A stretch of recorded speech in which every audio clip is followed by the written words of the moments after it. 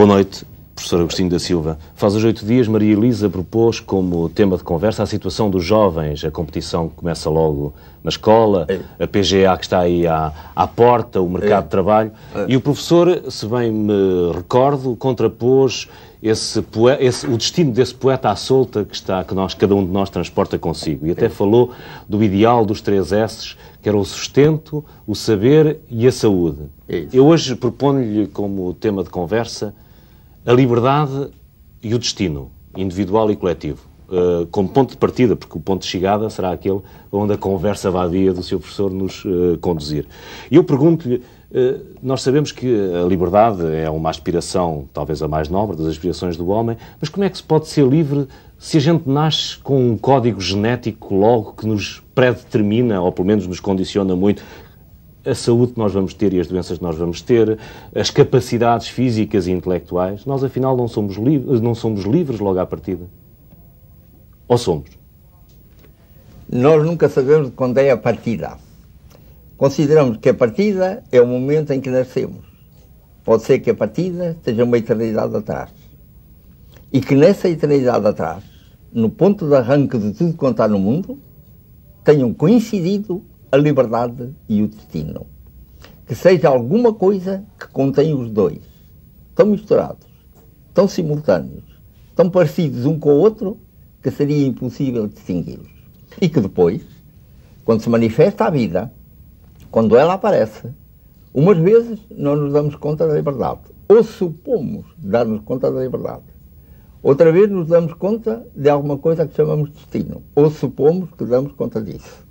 De maneira que, na realidade, liberdade e destino são apenas duas fantasias nossas, talvez, não há nada de real, duas fantasias nossas sobre as quais nós podemos constituir belos sistemas filosóficos, embora estejamos sempre à espera de alguma coisa muito mais decisiva que a filosofia, que é exatamente a ciência.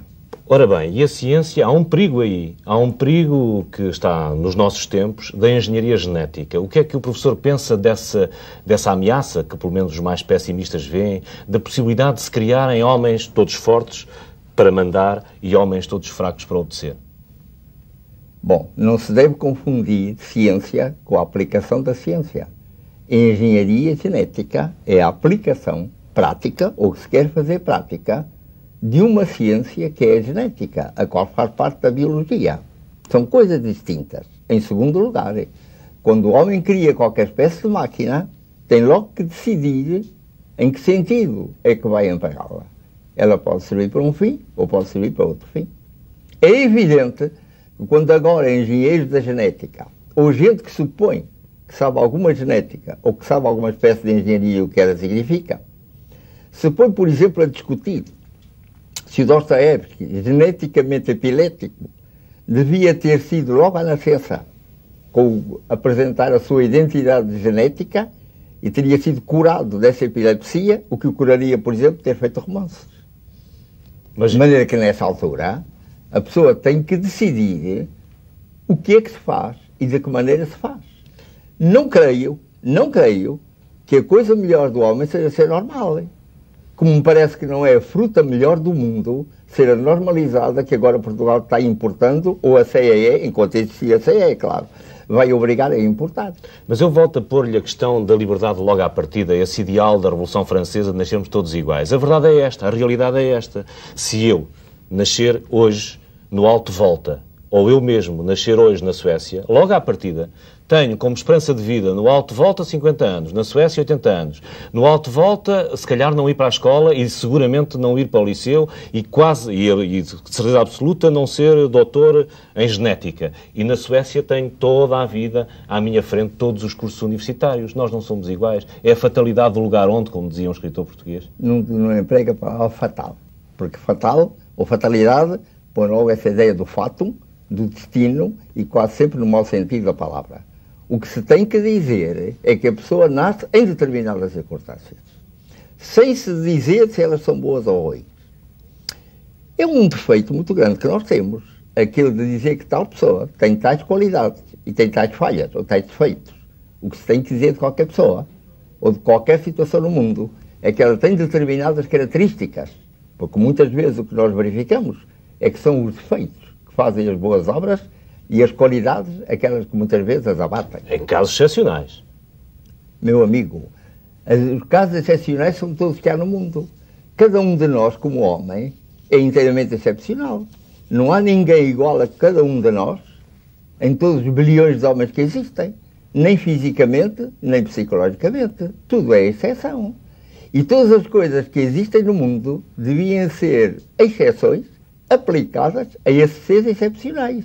Simplesmente, as condições da sociedade em que vivemos obriga todos nós a lentamente nos irmos parecendo uns com os outros. Mas aquilo que eu gostava que o Sr. Professor Agostinho da Silva me ajudasse a resolver era este problema de mim, ser humano, que, por exemplo, hoje nasço na África do Sul e posso nascer filho de um Boer, posso nascer filho de um inglês, posso nascer filho de um português, filho de um asiático ou filho de um zulu e serei completamente diferente só por esse facto. Meu querido amigo, se é a sua ideia de que eu posso ajudar a resolver alguma coisa, está inteiramente enganado. Eu posso ajudá-lo, é o meu amigo tomar cuidado em nunca resolver coisa nenhuma. A ir sempre adiando a resolução ou aquilo que lhe parece ser atingir a verdade, por dois motivos e para dois fins. O primeiro, para não fechar a porta ao futuro. Toda a pessoa que de repente tomou uma resolução não quer saber de mais nada que aquilo que venha depois e pode não experimentar as coisas que seriam magníficas para a sua vida. Em segundo lugar, porque a pessoa resolver alguma coisa, ter chegado a uma situação de verdade, é quase meio passo para daí a pouco instalar uma inquisição qualquer, com a qual quer obrigar todos os outros a serem como ele e a chegarem à mesma verdade. E assim também acontece com as nações. As nações também nascem em determinadas circunstâncias e depois o que é que determina que elas sejam isto ou aquilo? O que é que determinou que Portugal fosse aquilo que é hoje? Nós podemos saber quais são as características de uma nação nesta época ou naquela época, mas qual o mecanismo interno que faz que elas tenham tomado tal posição ou tal outra, está continuamente e completamente fora do nosso alcance. As razões que se apresentam para tal país ter mudado, para o Império Romano ter nascido como nasceu, e se ter estendido até onde se estendeu, e de repente encontrar um muro tremendo, o muro líquido do Atlântico, que impedia a sua expansão ao resto do globo. E porquê é que veio derrubar esse muro? Fala-se hoje mais do muro de Berlim do que esse do muro do Atlântico. Mas esse também já foi derrubado. Mas esse muro do Atlântico, quem o veio derrubar? Foi um pequeno povo, quase esquecido, lá ao ocidente, na península, que conseguiu que o muro se derrubasse e o Império Romano, já com outras características, se estendesse efetivamente a todo o globo. Então, nós podemos dar umas razões que são apenas aparências, aquilo que nós vemos como fenómeno, mais nada. E hoje está entrando nos domínios da matemática uma coisa chamada, vamos pôr assim modestamente, uma geometria fractal. Geometria? Fractal, que continua a desenvolver-se, que é extremamente difícil, pelo menos para mim, para entender bem, mas que talvez chegue a um problema que o meu amigo levantou há pouco. Porque eles já falam em caos determinado. Parece que pode haver uma determinação, não de fazer aquelas formas puras, simples, claras, com que trabalhou o Euclides na sua geometria, mas realmente é capaz de criar aquilo que, olhado, parece um caos.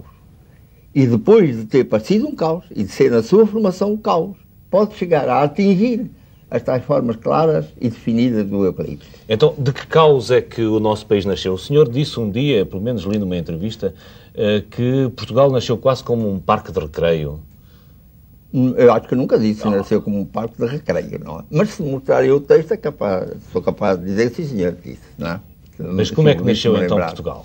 Portugal nasceu como a primeira marca de que os portugueses são descobridores.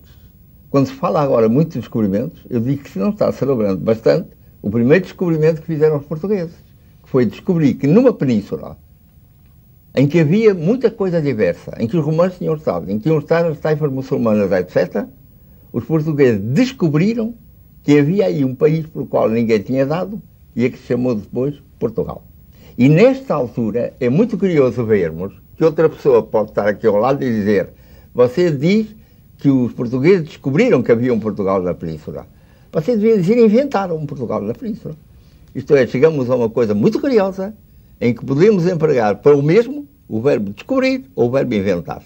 O que logo a seguir nos permite perguntar se quando os portugueses começaram as suas navegações, foram por essa costa da África, deram o jeito para ir ao Golfão do Brasil para poder dobrar o cabo, etc., se eles estavam inventando aquilo que iam descobrindo ou apenas descobrindo aquilo que outros inventaram.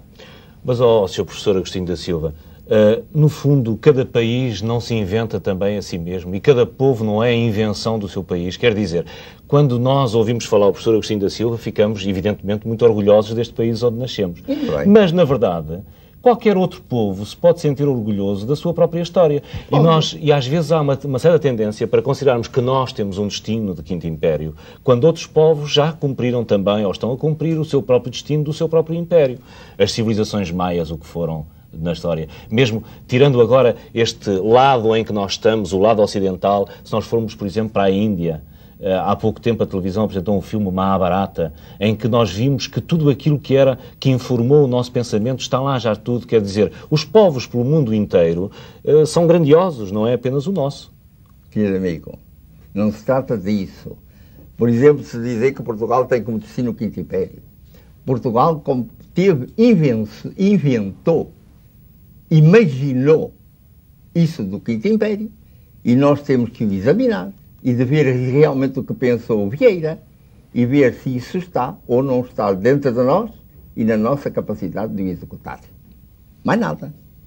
E para mim não se trata de discutir a questão do destino ou a questão da liberdade, que são questões filosóficas, a cuja resolução, querido amigo, dificilmente chegaremos, a não ser que um dia seja nosso fim, o fim que nos é dado, chegar ao tal ponto em que liberdade e destino estão conjuntos.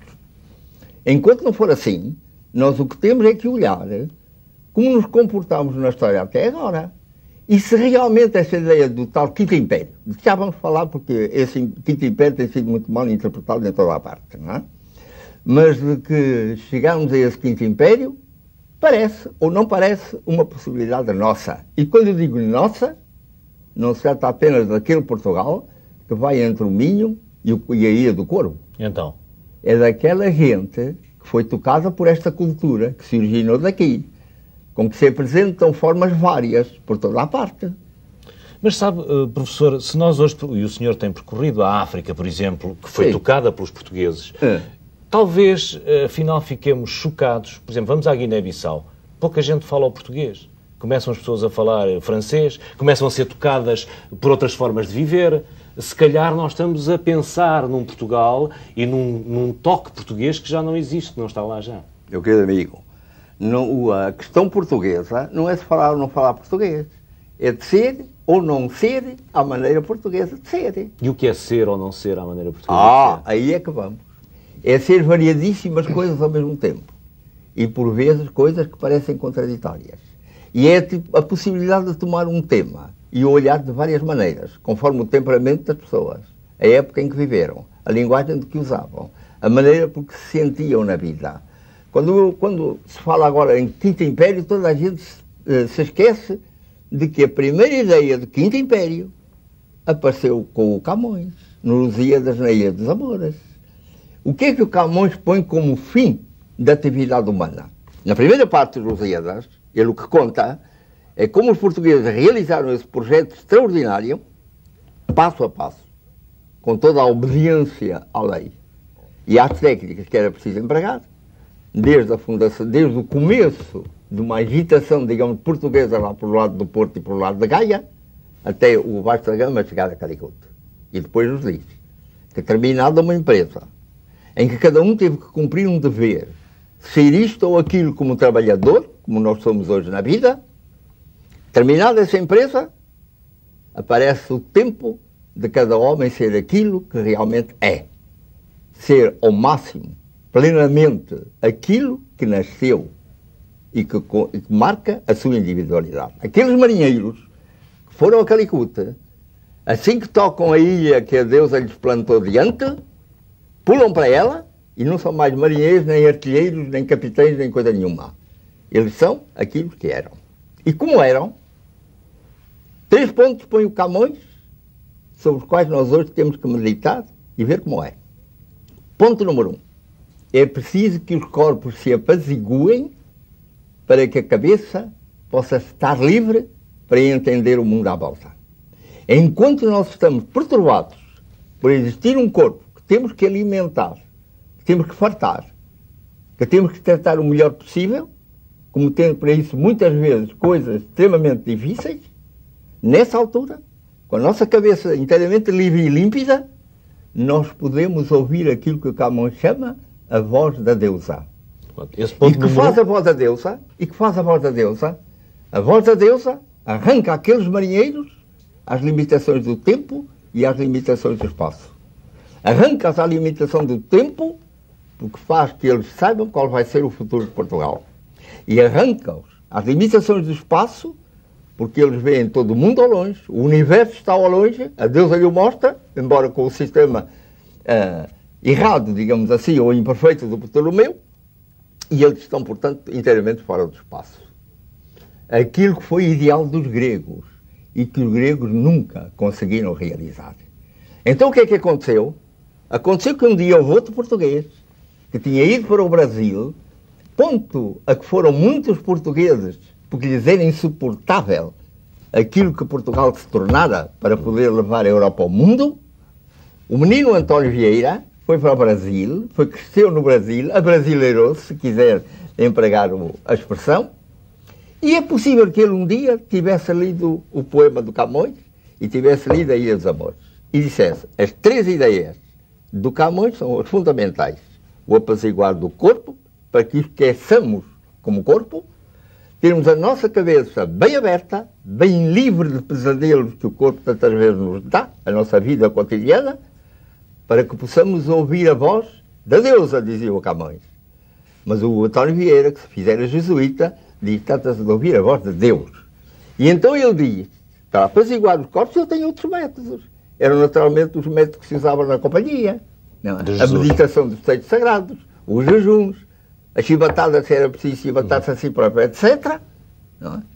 Para que realmente, da mesma maneira, a cabeça se torne limpa e nós possamos ouvir, diz agora o Vieira, a voz de Deus, o qual me vai mostrar as coisas fundamentais do mundo, me vai fazer ultrapassar o tempo e o espaço. Me vai provavelmente fazer ultrapassar esse problema de se há liberdade ou se há destino, para eu chegar àquele ponto onde a liberdade e o destino estão inteiramente conjuntos. E avançou sobre o Camões. Porque o grande feito de Camões foi contar o que se passava na Ilha dos Amores e não tirar conclusão nenhuma. Nenhuma. Mas tudo isso... Termina logo o poema. Mas não, tudo... lá, faz favor. Deixe-me até ao fim, senão não se entende nada. Ele não diz o que fizeram esses marinheiros depois de ter aquela experiência extraordinária de ter vivido na Ilha dos Amores. Chegaram a Lisboa, o que é que fizeram? Não se sabe nada. Camões estava cansado, já não podia cantar mais coisa nenhuma, não mais musa, não mais, e ficamos por aí. Com o Vieira não aconteceu assim. Quando ele pensou à sua maneira uma Ilha dos Amores, ele disse: agora, aquilo que eu pensei e pus nos mesmos 3 pontos essenciais que pôs o Camões, agora isso deve servir para o mundo inteiro. Homem, porque é homem, terá sempre como ideal apaziguar o seu corpo, ter a cabeça livre de pesadelos, para poder ouvir o quê? E já não se podia dizer nem a voz da deusa, nem a voz de Deus, a voz do universo. Entender o que o universo é na sua essência. Podemos nós pensar outra vez a Ilha dos Amores? Claro que sim. Podemos nós pensar, por exemplo, se pedimos uma pessoa na rua, o que é que ela precisa para apaziguar o seu corpo, ela vai logo mexer num ponto de economia qualquer. Quer dizer, é preciso, para que essa Ilha dos Amores possa existir, que o homem possa entender que o capitalismo existe, não para ficar continuamente tendo mais lucros e descontando mais juros e pagando mais dívidas ou pedindo mais dinheiro emprestado, mas para terminar num ponto em que a economia desapareça completamente, em que haja tudo para todos. Primeiro ponto. Segundo ponto, que aí o homem possa passar à sua verdadeira vida, que é de contemplar o mundo, ser poeta do mundo, e o mundo poeta para ele, de tal maneira que nunca mais ninguém se preocupe por fazer tal ou tal obra, mas por ser tal ou tal objeto no mundo. A identidade dele, a única. O ser único que existe no mundo entre os tais bilhões de seres que pelo mundo existem. Então isso aí é alguma coisa que muita gente hoje pode ter como ideal. E muita gente tem como ideal, e toda a gente, podemos dizer, tem como ideal, com um feitio ou outro feitio, de uma maneira ou de outra maneira, e que talvez realmente um dia tome conta de todo o mundo. E quando o nosso amigo diz o Quinto Império, ele está se referindo apenas aos 4 que desabaram, que vêm na Bíblia e que desabaram, e aquele império é o 5º, mas não há 6º. É o império que não desabará. É aquele que ficará para todos sempre. Mas depois de Camões e depois de Vieira, está tudo ainda por cumprir esse programa. Senhor, está muito mais perto, sabe? No século em que ele viveu, não havia muita coisa que hoje há. Nem havia tanta aproximação desse tipo de economia como hoje há. Nós é que nos continuamos a enganar com um palavreado inteiramente fora de série e de ocasião. Continuamos a dizer que as primeiras pessoas que hoje têm o tempo livre, que talvez nunca mais trabalhem, a nós lhes chamamos de desempregados, como se houvesse empregos para eles. Não há os empregos. E nós temos que resolver esse problema de alimentar e instruir e educar, se quiserem empregar essa horrível palavra, e educar os homens de tempo livre para que eles sejam plenamente os tais poetas à solta de que falamos. Professor Agostinho da Silva, há um seu discípulo, um jornalista português chamado Fernando da Costa. Discípulos.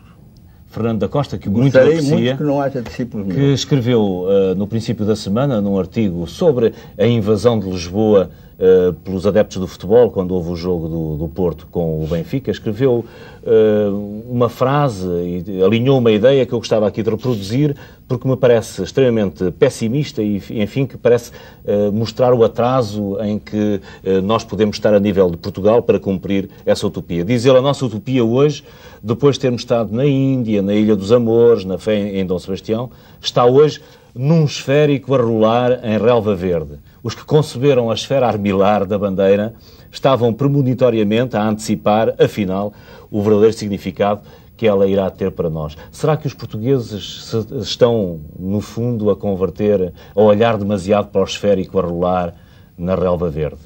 E deixaram de olhar lá para cima? Suponho que não. Como se está a rolar, como se está a olhar para muita outra esfera de futebol, o jogo dos bancos, por exemplo, o jogo dos políticos que se não entendem entre si, em lugar de se ajudarem uns aos outros nessa tarefa difícil que é administrar um país, em que se tem que ao mesmo tempo olhar o presente com todo o cuidado objetivo e ter a maior confiança no que se pode profetizar do futuro.